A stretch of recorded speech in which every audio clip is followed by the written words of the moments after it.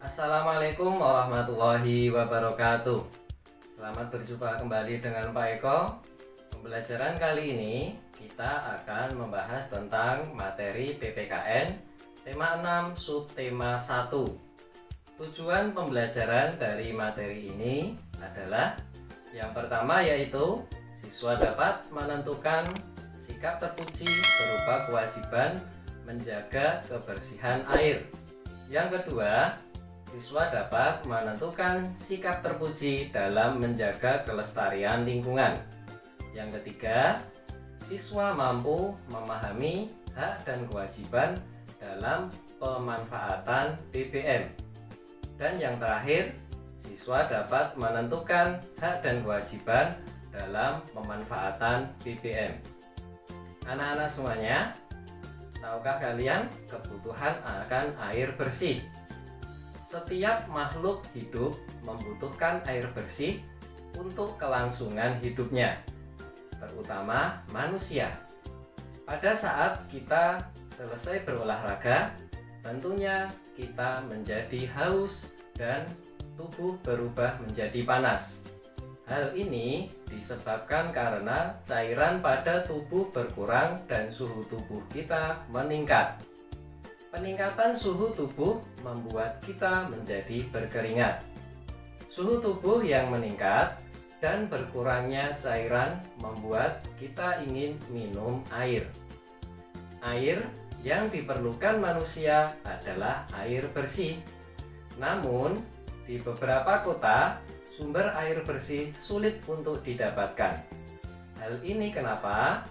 Hal ini disebabkan karena banyak air yang sudah tercemar. Hal-hal penyebab yang menjadi pencemaran air adalah yang pertama adalah sampah. Yang kedua dari limbah pabrik. Yang ketiga dari kotoran ternak. Yang keempat dari limbah pertanian. Yang kelima yaitu dari deterjen. Dan yang terakhir adalah penggunaan bahan peledak untuk menangkap ikan. Anak-anak semuanya, bagaimana cara untuk mencegah sumber daya air agar tetap bersih dan tersedia? Ada beberapa hal yang harus menjadi kewajiban kita. Caranya yaitu yang pertama adalah menjaga lingkungan. Yang kedua, mengurangi penggunaan air. Yang ketiga, membuang sampah pada tempatnya. Yang keempat, meminimalkan penggunaan bahan kimia. Yang kelima, membuang bahan kimia dengan benar. Yang keenam, mendaur ulang bahan bekas. Yang ketujuh, mengadakan penyuluhan kepada masyarakat sekitar. Anak-anak semuanya, selain kebutuhan akan air bersih, manusia membutuhkan angin untuk kebutuhan sehari-hari. Angin dapat dimanfaatkan untuk aktivitas manusia, tetapi angin juga yang kencang dapat menyebabkan bencana. Hal ini disebabkan karena pemanasan global atau global warming. Apakah pemanasan global itu? Pemanasan global adalah peningkatan suhu rata-rata atmosfer bumi yang menyebabkan perubahan iklim dan yang mungkin timbul dari efek rumah kaca.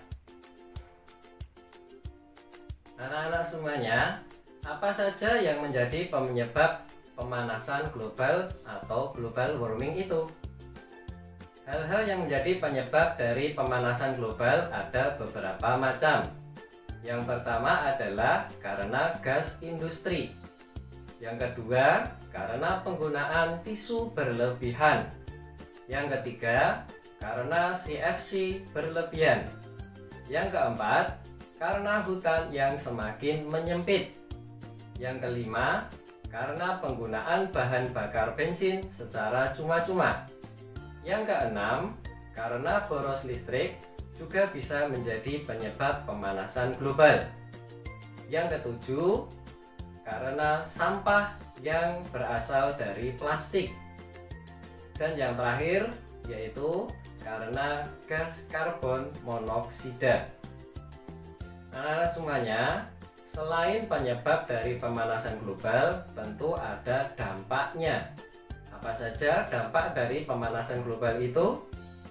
Dampak dari pemanasan global adalah yang pertama yaitu naiknya suhu bumi. Yang kedua, naiknya permukaan air laut. Yang ketiga, karena cuaca menjadi ekstrim. Yang keempat, meningkatnya suhu dan keasaman air laut. Anak-anak, menjaga lingkungan merupakan salah satu perbuatan yang sangat penting dilakukan setiap individu manusia. Menjaga dan melestarikan lingkungan memiliki banyak manfaat. Salah satu manfaat terbesarnya adalah terjaminnya kelanjutan kehidupan manusia. Anak-anak semuanya, tentu ada sikap dan cara bagaimana menjaga kelestarian lingkungan itu. Di sini Pak Eko menjelaskan ada 12 sikap dan cara menjaga kelestarian lingkungan. Yang pertama yaitu tidak membuang sampah sembarangan. Yang kedua, mengelompokkan sampah berdasarkan jenisnya. Yang ketiga, tidak melakukan illegal logging. Yang keempat, melakukan penebangan pohon dengan sistem tebang pilih. Yang kelima, melakukan reboisasi hutan. Yang keenam, menggunakan kendaraan transportasi yang ramah lingkungan. Yang ketujuh, tidak boros dalam menggunakan energi. Yang kedelapan, mengurangi bahkan meniadakan penggunaan plastik sekali pakai. Yang kesembilan, tidak menangkap ikan dengan pukat harimau atau bom. Yang ke-10, tidak menggunakan pestisida secara berlebihan. Yang ke-11, melakukan daur ulang pada sampah anorganik. Yang terakhir, memperbanyak penggunaan transportasi publik. Di dalam setiap kegiatan, manusia membutuhkan energi bahan bakar. Misalnya, untuk memasak dan bepergian. Energi tersebut tentunya berasal dari bahan bakar fosil yang sudah diolah menjadi bahan bakar tertentu. Bahan bakar fosil banyak digunakan dalam kehidupan sehari-hari. Semakin banyak digunakan, semakin lama akan habis. Pada saat itu, kita akan mengalami kesulitan bahan bakar.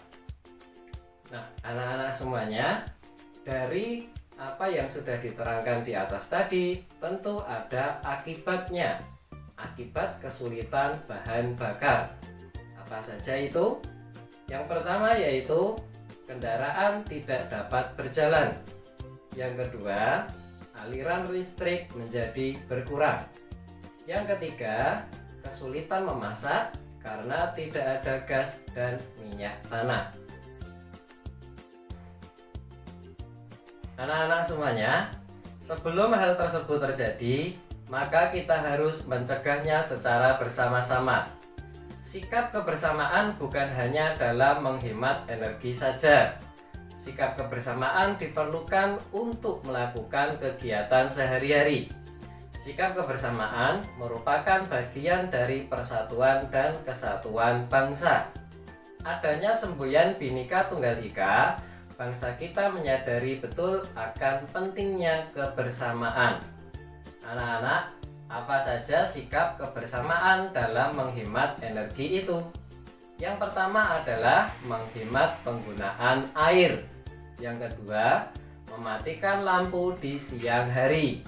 Yang ketiga, pergi ke sekolah memakai sepeda. Yang keempat, mematikan peralatan listrik jika tidak digunakan. Yang kelima, menggunakan energi seperlunya saja.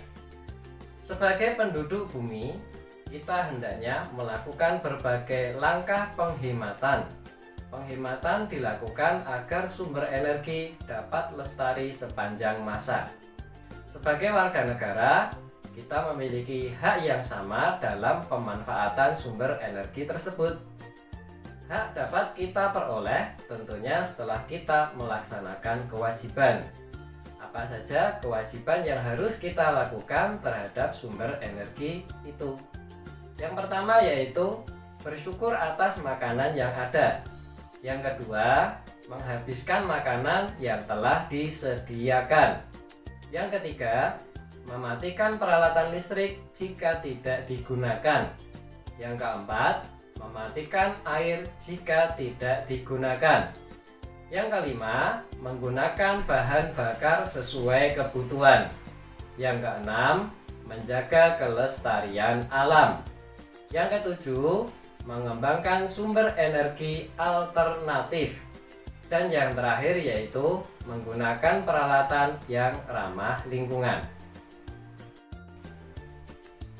Selain kewajiban terhadap sumber energi, ada pula hak terhadap sumber energi yang kita dapatkan.